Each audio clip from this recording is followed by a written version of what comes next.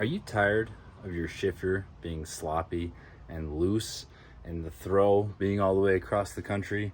Well, thankfully today, I'm gonna show you guys how to install a short shifter on the E36. So this is a Max Speeding Rods or Amazon. Here is the part number for it, Ryan Star Racing 265 millimeter drift tuning adjustable short shifter. And we're going to be throwing it in the E36 with all the hardware, and I'm going to show you guys that process. So this is the shifter that will be replacing this, and I did get the hydro fully working. I just have to bleed the passenger rear wheel. There wasn't a bleeder valve on it, so I'm gonna have to disconnect the line all the way, so I wasn't able to do it by myself yesterday. But we're jumping straight into installing this, which this thing's pretty cool. It's $42 on Amazon. It is, I don't know, 6 pounds maybe. It's chassis mounted. The bottom is adjustable. If you guys take a look, you can change the throw on the bottom with the spacer and everything. So this will help with the distance of the shift. So let's get right into it. If you have all your interior here, there's going to be a couple more steps, which there's a plastic panel right here that has 2 bolts that you pop that out of the way, or you just leave it and work through the top of it. But initially we have to start by pulling this rubber boot off, which another thing I'm kind of worried about is the space that I have on this plate. I don't think is going to work up with this, so we'll kind of see how that mounting goes. I might have to cut it, but we're going to be just getting this boot removed out of the way. And some say to take this shift knob off, some say not to, because we have to go down below and remove this bar right here, because the shifter is right next to it, and that's what we're connecting this straight to. And while we are down here, here are my completed brake lines.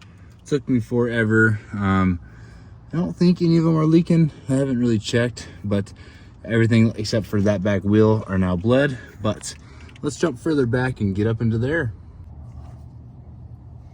So removing this first bushing to my left here, that one is pretty easy. You just take the screwdriver. I'm trying to set up a light here so you guys can see it while I'm showing you guys, but there's not a lot of light down here. You just take pretty much any screwdriver and you shove this like in between the bushing. You just kind of like roll it out, and there's a second bushing or something that I'm still trying to figure out up in this back part that bolts it on. I can kind of see it from where we're at, right there, that little Allen bolt kind of looking thing. So I'm trying to figure out how to get that undone, and then I can show you guys the rest. All right guys, so I just got it out. So this sits like this. If you're looking at the top, here's the front. You know, this is the back side, that's the front side. So this back side, really easy. Like I was saying, you just take the screwdriver, kind of wiggle it up into the side, pry it, and it'll pop out. There's a clip that goes right here. There's a bar that goes through it, and this clip clips onto the back side. You just use your finger. Mine wasn't very tight, so I just popped it off with my finger, but save this. We need this for our next new one. Then you slide the gear selector out. This front one has a pin with this little clip on the back of it, and it comes through this side and locks down. So when you reach up there, you have to push it this way and then slide it right out, and then this whole assembly will slide out, and you can kind of finagle it through the bottom. So when you come through the underside, we now have no bar. That clip was back up there, and we can start installing the new one. So now this new one, so I already measured this out. I need to tighten this bolt down, but that's the throw that I'm gonna have on the bottom. So this top part, it's really easy.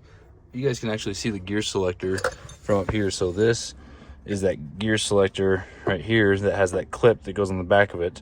So if you guys don't fall over, hopefully. So this will reach in here. I'll have to do that for the bottom side, but I'm going to have to cut this plate, unfortunately, or else I mean, we might be able to make that work, but that's how it's going to kind of sit. Goodness gracious. Yeah, so this is this is how it's gonna sit. I'm gonna hope that if I do that, I can put hardware through the top here.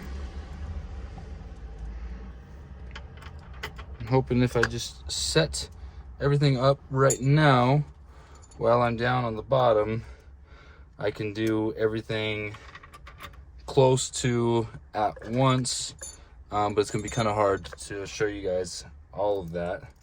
But just gonna set up my bolts in here, ready to go with the washers on the top side.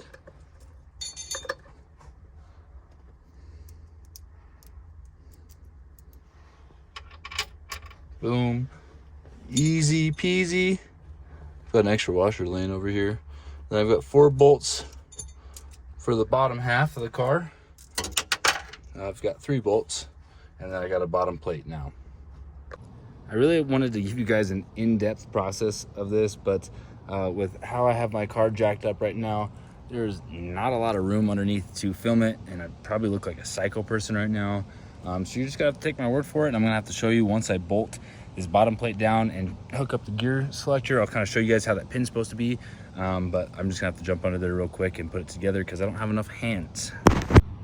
All right, guys, so when you guys are working on it, the gear selector that goes into this pin is awful to put back in, at least on this shifter. I don't know if maybe this shifter's a little tight, but foot on the brake, and let's see. Okay, so got the clutch in first, second, third, fourth, fifth. A little bit of, very little play, but that's reverse. I can still clear this a little bit. That's first, second, which second's the spot that I'll be in most. So in second, we have way more clearance. And once I get a bucket seat, let me throw a fisheye on real quick. Once I get a bucket seat and I'm sitting, further back, now I don't have to reach as far for all 3 of them. Everything's right there. I just got to get used to this shifter now, but this is more than a 2-person job. This was real rough to try to get this going, so just be careful when you're trying to bolt these down and trying to get from the underside and whatnot. There's a lot of stuff in the way. It's a very tight fit. I recommend having 2 people, but so far so good. It's weighted. Like I said, I like the long throw on it because now if I want to get bucket seat and harnesses, now I don't have to reach way down below and try to fight with my tight harnesses. But sorry, the how-to wasn't that good. Like I said, underneath was just an absolute nightmare. I mean, you could see from all the trans heat shielding carpet, I'm disgusting. It was rough, dark. But guys, next week's video is going to be sweet when you guys are watching it, because we are going out to Lake McConaughey, and I'm going to be showing you guys some pretty cool tricks on some supercharged jet skis.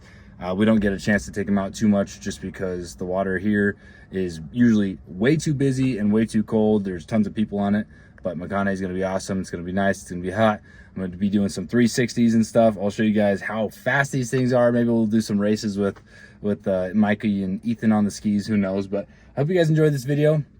Like, subscribe, stay tuned, and I'll catch you guys next week. Peace. Just going to end the video with a nice little tester. And so far, it's really notchy. Like, it feels really good. Nice and high, not too far from everything else.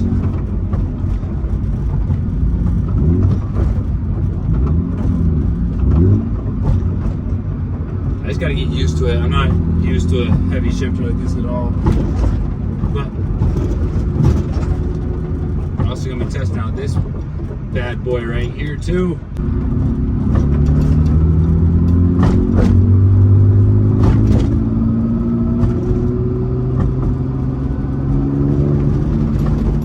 Kind of sketchy, but hell yeah, it works. I just need to go back to that skid and make sure that both wheels are locking up, because I just did a little bit more bleeding on the calipers, so I should have all the air out of the system. But there we go, 2 functioning drift parts in the E36.